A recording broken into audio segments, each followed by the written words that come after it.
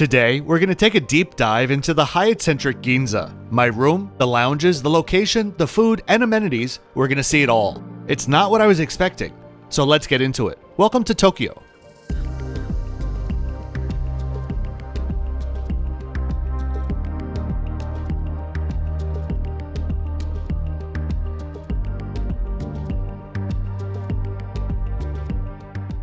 If you'd like to know the exact rate that I paid for my stay, or my next 5 videos in queue, please check out the description below. And if you're new here, hi there and welcome to the channel. My name is Kevin. You have found yourself on a channel that takes unbiased travel content pretty seriously. I make airline trip reports, high-end hotel reviews, and will soon dabble with cruises as well. I always film without the airline or hotel's knowledge to be sure to get a true experience, so I can give you nothing more than my personal, honest, unbiased opinion.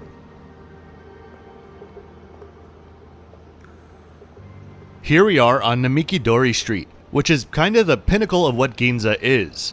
There's a giant Louis Vuitton behind me, a Rolex shop just in front, with streets and sidewalks that are so clean you could probably eat off of them. Right in the middle of all of that is the HYATT CENTRIC GINZA. The street entrance has a small, fashionable lobby that takes you up a few floors to the proper reception area.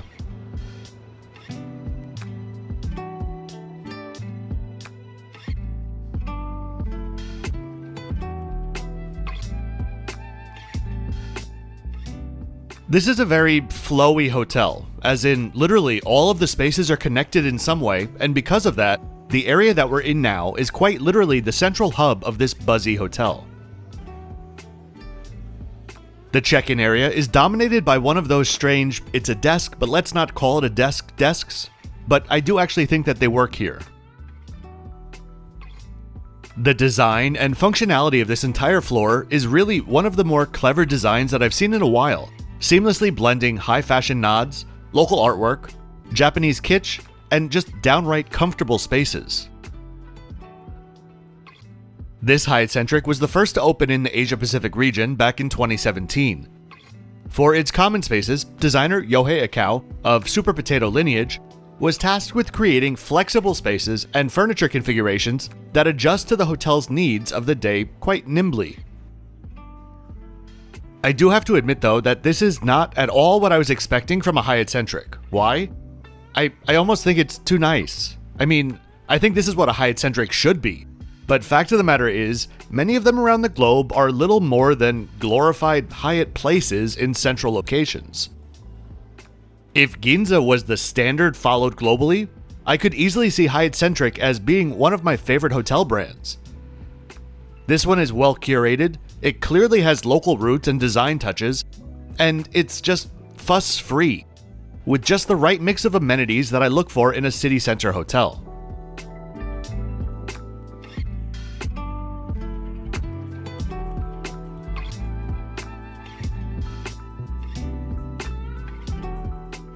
One of those amenities being the surprisingly generous self-service snack and drink bar smack in the middle of the lobby area. The beers and chuhais are available from 5 p.m. to 10 p.m., and the rest of the snacks and candies throughout the day. You likely noticed, well I hope you did, that today's video had a completely new intro which took me quite a few months to piece together. If you enjoyed it, please let me know in the comments right away. If you didn't though, if you're unsure, please give it a couple weeks to sink in so that you can see how it will fit into flight, hotel, and cruise videos equally well. And then let me know what you think.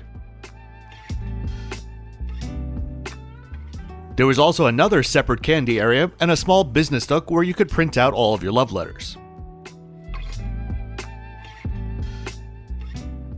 So, HYATT CENTRIC. They're all about being centrally located, but Tokyo is a massive city, the world's largest. There are many centers, which is why I think it's smartly the HYATT CENTRIC GINZA, not the HYATT CENTRIC Tokyo. The hotel is just a stone's throw away from the famous Chuodori Boulevard and is really well connected to the metro system as well. I was coming from Narita Airport, which was just about an hour on the Narita Express, which will drop you just one stop away on the metro.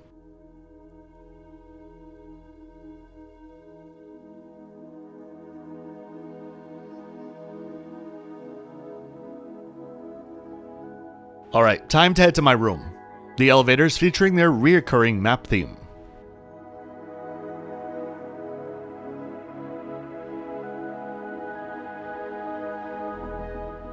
For my stay, I was given a room on the 9th floor. Note that the 9th floor is the lowest floor that just begins to give you a peek over the surrounding rooftops, so be sure to book or request that if it's important to you. HYATT Centrics don't have loads of booking categories, which I appreciate, and I booked into this standard king room. I have to say, I love this room. Like, really, I really love this room.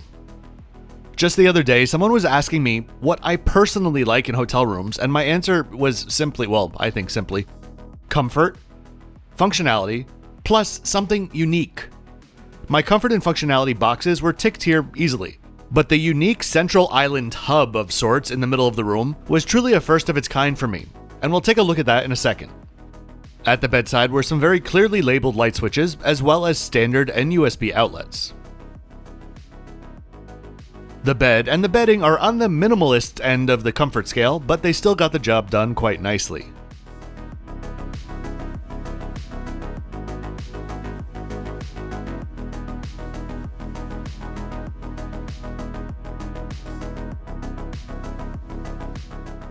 The window chaise was so comfortable and just a perfect size and placement, and there was also a thoughtful table and chair on the other side.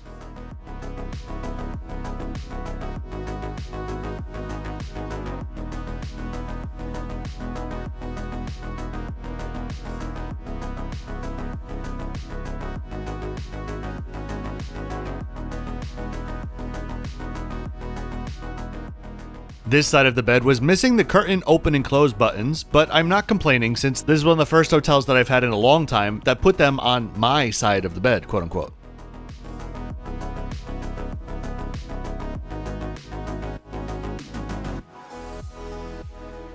And now we have that unique central island.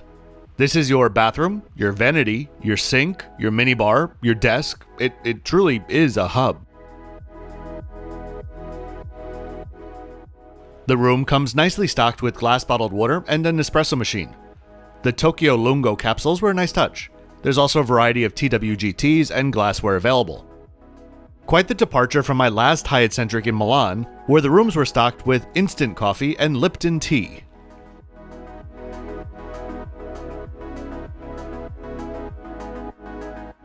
The central mirror has outlets and lighting controls on one side, and then like magic, you find your sink under this lid.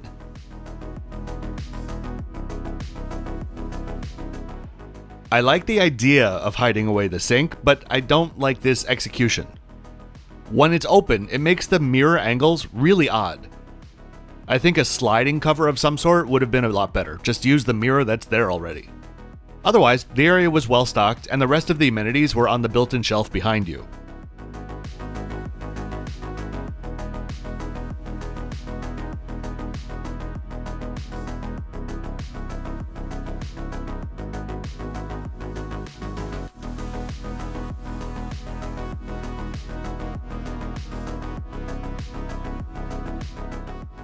Considering the size of the room overall, as in it's not that big, it has an impressively sized wet room with full-size bathtub, as well as a separate toilet room.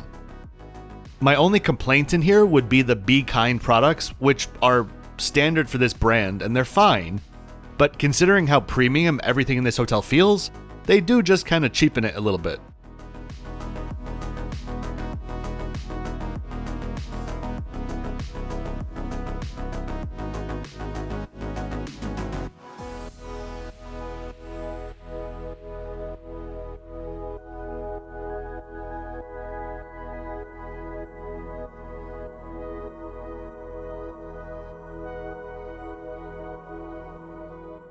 And just before checking in, I saw so many reviews complaining about there's no place to hang a towel. Well, there is, you just need to look for the hook.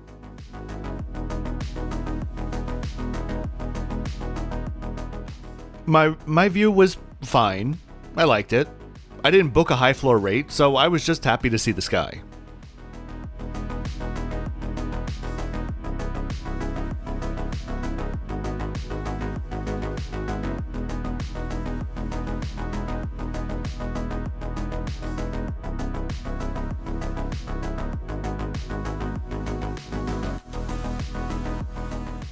There's also a screen to kinda sorta block off the bathroom, but it's definitely not full privacy, so make sure that you like or trust your roommate.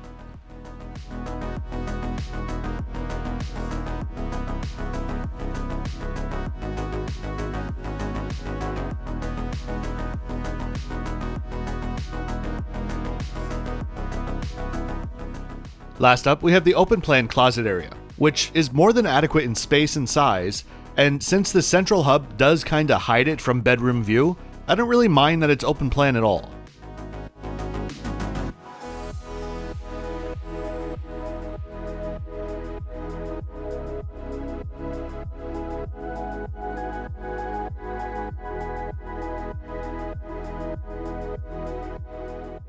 And I just gotta say one more time, for a HYATT Centric especially, the fit and finish in here is just really top notch.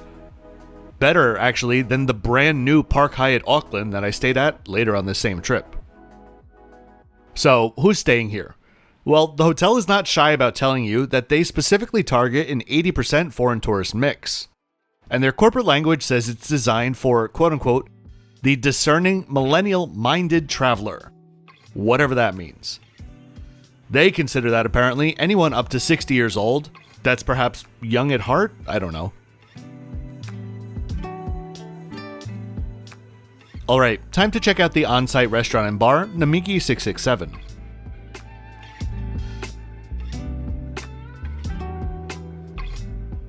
This is a space that really transforms throughout the day. From a bright and open modern eatery during the day, to a dark and moody and cozy bar after dark. And I really do love some of the design details.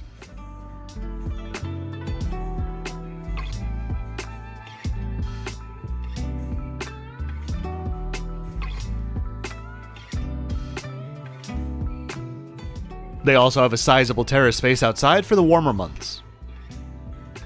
Their menu, like their dining areas, have two parts: dinner set menus and the more casual bar menu. In the dining room, only the set menus are served at night. The other offerings are served at the bar and the area surrounding it. I originally planned to dine in the restaurant, but with my hectic entry into Tokyo, not getting to the hotel until after 6 p.m. and then filming the room, I just wanted a quick and tasty meal, and that's precisely what I got. Really simple, but really well done katsu.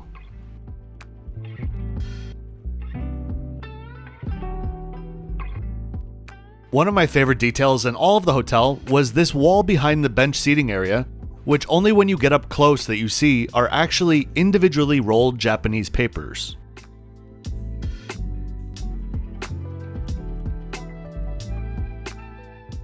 And the next morning, we head to the other side of the restaurant for a really nice breakfast buffet.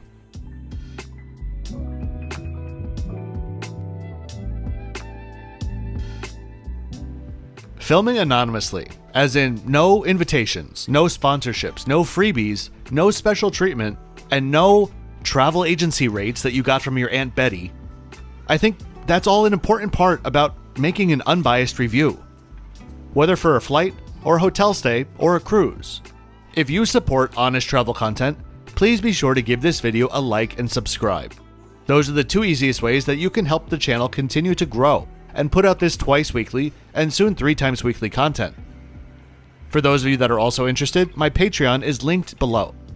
Thanks very much for supporting today. This is one of those spreads that goes into my not massive but really well curated columns.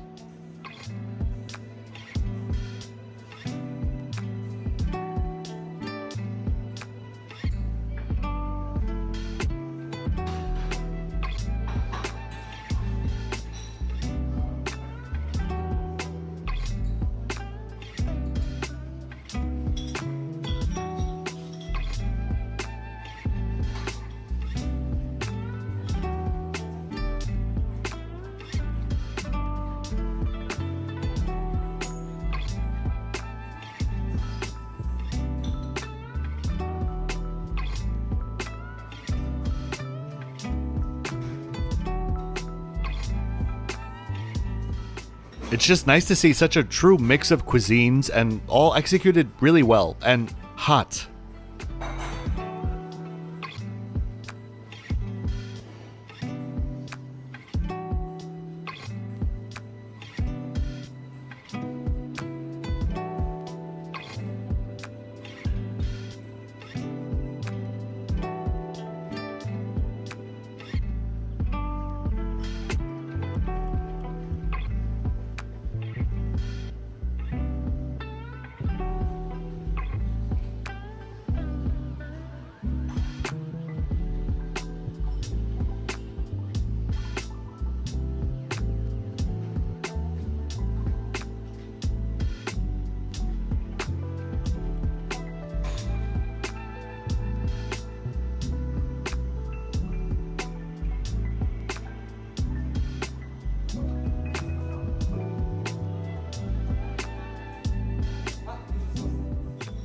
There was also an egg station available.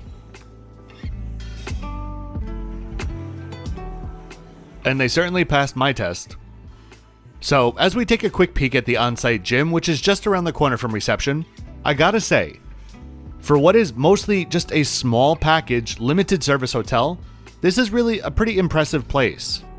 That said, Tokyo's hotel prices have been crazy high the past year, so you're simply getting what you pay for.